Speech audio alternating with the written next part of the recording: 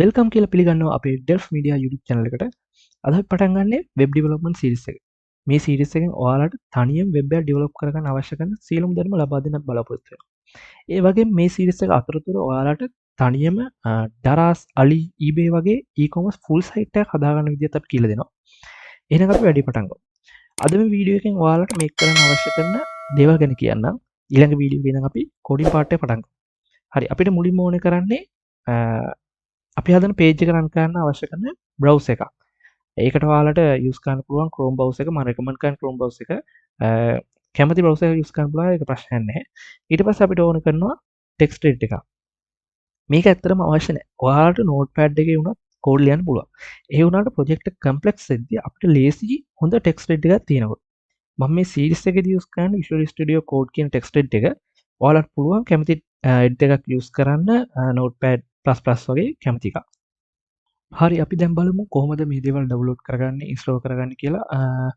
අපි ඔයගොල්ලන්ට Chrome browser එක නැත්නම් ඔයගොල්ලෝගේ තියෙන browser එකෙන් ගිහිල්ලා search කරන්න Chrome කියලා Chrome download කියන එකට යන්න. ඒක ගියාට පස්සේ download now කියන එක දුන්නාට පස්සේ ඔයගොල්ලන්ට පුළුවන් මෙතනින් Chrome browser එක download කරගන්න. ඊට පස්සේ setup එකක් එයි. ඒකෙන් ඉන්ස්ටෝල් කරගන්න පුළුවන්. ඒ වගේම ඊට පස්සේ අපි බලමු ටෙක්ස්ට් එඩිටර් එක කොහොමද ඩවුන්ලෝඩ් කරගන්න කියලා. ඔයගොල්ලෝ ගිහින් සර්ච් කරන්න Visual Studio Code කියලා. එතන තියෙනවා පළවෙනි සයිට් එකේ ඩවුන්ලෝඩ් කියලා එකක්.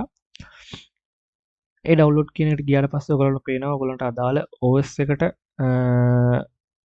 අවශ්‍ය කරන setup එක මෙතන තියෙනවා.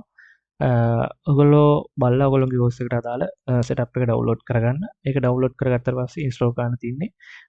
ඒකේ මොනවා හරි ප්‍රශ්නයක් තියෙනවා නම් යටි කමෙන්ට් එකක් දාන්න මම උදව් කරන්නම්.